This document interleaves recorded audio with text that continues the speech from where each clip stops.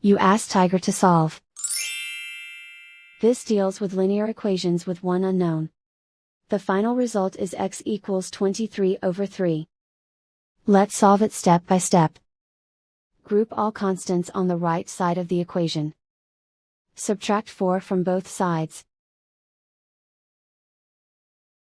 Group like terms.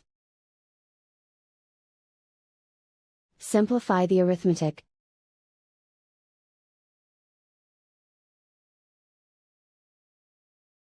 Isolate the x. Divide both sides by -3. Cancel out the negatives. Simplify the fraction. Cancel out the negatives. And so the final result is x equals 23/3.